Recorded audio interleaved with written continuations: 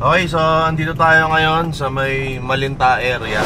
Hindi, dito kasi, taga rito si Sir John Engero. Nabanggit niya sa akin na dito rin sa area na to, meron siyang palaging nakikita na minivan. So, mag-iikot-ikot tayo ngayon dito sa area na to para hanapin natin yung sinasabi ni Sir John na meron pa raw isa pang minivan dito. Drive-drive lang muna tayo, hanap-hanap tayo para makarinig tayo ng bagong Buhay Minivan Story. Let's go!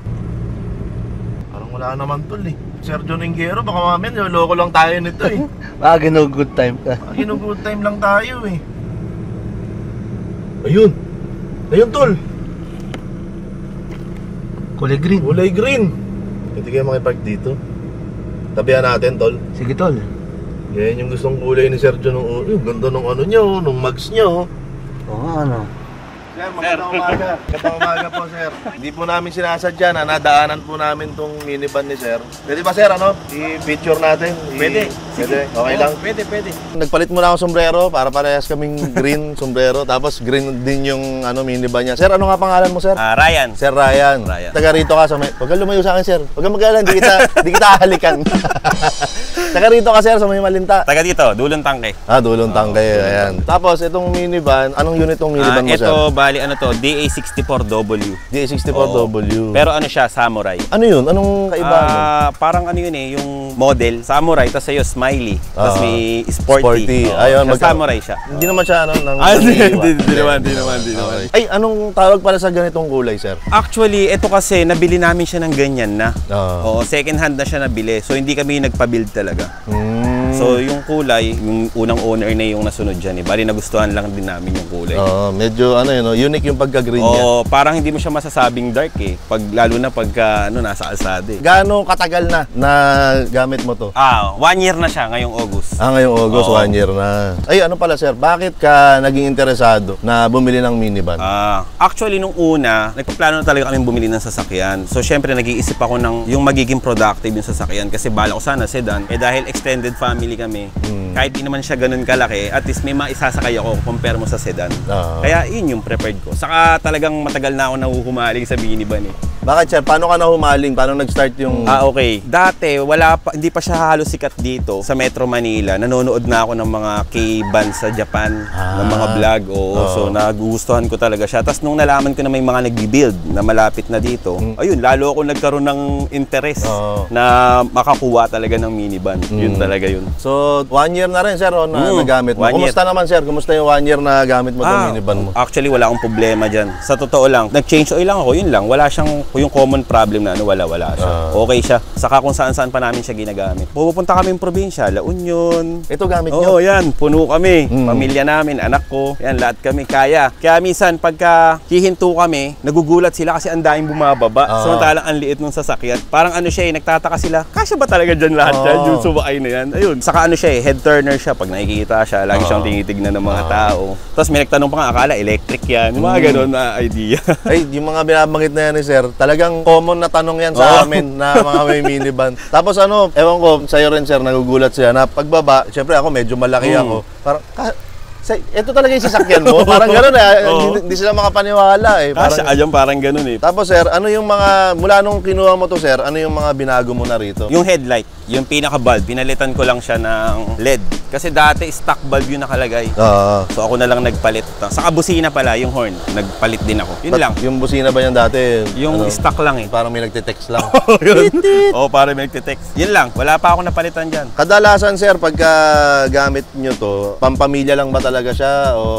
Pampamilya na lang. Yun lang talaga siya. Kaya ako lang siya binili para yun nga, sa mga anak ko, pag kailangan. Kasi 4 anak ko eh. May motor ako, kaya lang, syempre. Paano mo isasakay yung 4 na anak sa motor? Kaya yun. Sabi ko, ito na lang. Para mas, pwede rin siyang productive. Kunyari, magkaroon kami ng negosyo ni Mrs. Yan. Pwede ko siyang magamit. Para double purpose siya. Pwede ba sir, ikutan natin konti? Sige sir. Ano yung mga meron dito? Itong mags na to sir. Ayan, dyan na siya. Yan na talaga yun. Yan na siya. Nung nakuha ko. Yung ilaw, pinalitan mo. Yun lang. Yung bulb lang. Hindi ko makita yung ano. Ano kayang pagkakaiba ng Samurai sa... Ito. Yung sa Sporty kasi para siyang may grill na maninipis. Yung una mong doon sa babae na red. Yun Sporty yun. Ay, Sporty yun. Sporty yun. Ito, pagka ganyan, Oo, Samurai. Samurai. So parang yun lang yung pinagkaiba Oh, nila. yun lang. Parang kasing sa variant ng DA64 na W, parang tatlo lang sila eh. Sa pagkakaalam ko lang, hindi rin ako sure. Ako din eh. Di naman tayo expert. Samurai, Sporty, sa Smiley. Oh, yan yung top of the line, yung si Bukbok. Tapos itong carrier na to, sir, itong Kasama na rin siya eh. Nandyan na rin. Wala na akong ibang talagang pinalitan dyan. Yan na siya as is. nagustuhan ba ng mga anak mo itong minivan nung kinuha mo? Oo, nagustuhan nila. Maski biyanang ko, kapatid ko, nagustuhan talaga nila. Actually, yung kapatid ko, nagpaplano na rin siyang kumuha ng ganito. Dahil nakita nila, gamit namin kung saan-saan. Kasi maraming nag-iisip dito sa sasakyan na to na hindi niya kayang i-perform yung ginagawa ng mga sasakyan ngayon. So, pag nakikita na nila na sa mata nila na nagagamit ng malayo, doon nabubuo yung kumpiyansa nila na kumuha nito. Sa totoo lang, napaka-convenient, tapos tipid, lahat nandito na eh. Hindi ko naman sa inahan yung may sedan. Pero syempre sa sedan kasi, limited yung maisasakay mo eh. Lalo na kung magkaroon ka ng negosyo, hindi mo siya talaga magagaan. Eto, pag tinupi mo lahat yan, kasya na sila lahat dyan. Ako sir, nakailang beses na ako bumili ng yung tawag doon, yung freezer na gano'n, yung gano'n kalaki. Dalawang beses na ako, kasyang-kasya. Siyempre, pag sedan yung gamit, yun. Hindi kasya yun. Di na ano yun. Pero again, wala man kami against sa sedan. Wala naman. Ang dami kong kaibigan na nakasedan, nanay, tatay ko nakasedan. Wala naman. Wala tayong against. Pero kumbaga, yun yung advantage na meron itong minivan. Yun. Pwede bang silipin yung loob, sir? Pwede. Silipin natin. Sige.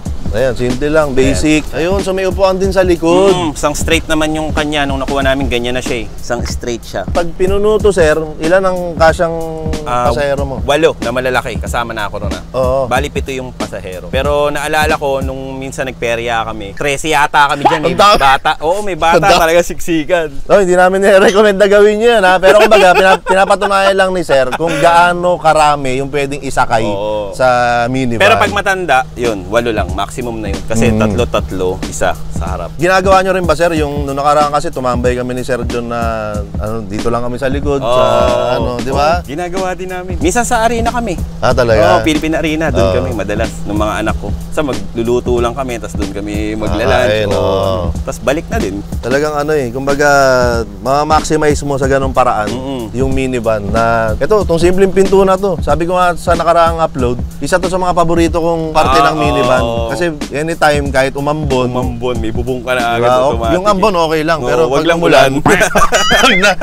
Lipat na kayo? Lipat na. Yung harap mo, sir, okay lang ipakita? Okay, pwede. Tignan lang natin, sir.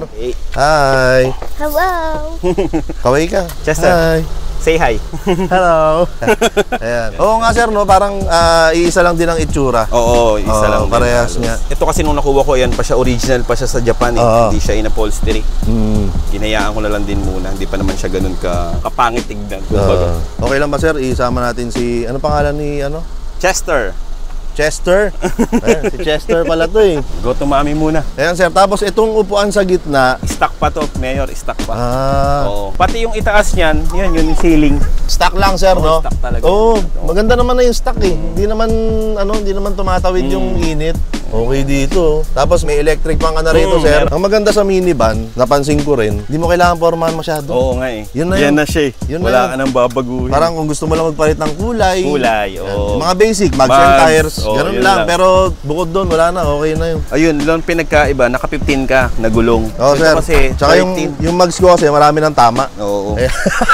Sama na loob ko na nakaraan. Ito na, sir. 1 taon mong gamit. Kinuwento mo kanina kung paano mo ginagamit para sa pamilya, pasyal. Sa kabila ng mga bagay na yon, marami pa rin ang hindi naniniwala na okay ang minivan. Anong gusto mong sabihin doon sa mga hanggang ngayon nagdadalawang isip? Kukuha ba ako ng minivan? Okay ba talaga siya? Para sa akin talaga, wag na kayo magdalawang isip. Kasi dito talaga, yung hard-earned money nyo, napakasulit talaga. Kasi mapapansin nyo, dumadami na siya eh. So ibig sabihin, ang dami nang nagtatangkilik. Underrated kasi siya masyado talaga. Pero kapag nasubukan mo na, sa ayun, marerecommend ako bilang ako, owner ako nito ng minivan, kumuha na kayo. Wag na kayo magdalawang isip. Talagang sulit ang pera nyo dyan. Kumusta pala yung maintenance mo, sir? Paano yung maintenance na ginagawa mo rito? Ako lang eh. Ikaw lang? Hindi ako nagpapagawa eh.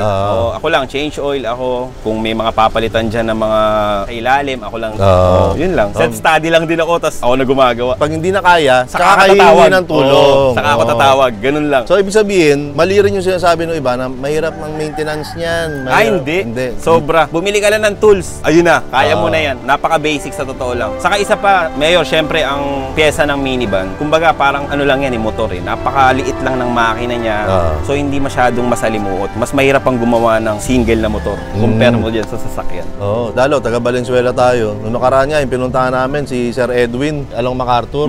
Ang dami niyang pyesa dun. Ng minivan. Oo, ng minivan. So, well, para sa amin, mga taga Valenzuela, at least may takbuhan tayo. If ever na kailanganin natin ng pyesa, nandun na siya. So, yun sir, bago tayo magtapos pala, teka, kukunin ko yung bibigay ko sa... Kalimutan ko na naman. Kaya sir, alam mo ba na meron akong video na sabi ko huwag kang bibili ng minivan? Ito pala yung suot ko. Huwag kang bibili ng minivan! Ayan. So ito sir, bigyan kita ng t-shirt na huwag kang bibili ng minivan. Para pa-thank you ko lang. At salamat din at kahit na biglaan. Napagbigyan mo kami na makilala ka at makilala rin tong minivan mo. Salamat din. Dito. Ayan. Maraming salamat kay Sir Ryan. Huwag kang bibili ng minivan. Huwag kang bibili ng minivan. Kailangan basta huwag kang bibili. Kasi parami na kami. Baka mamaya hindi na kami unique eh.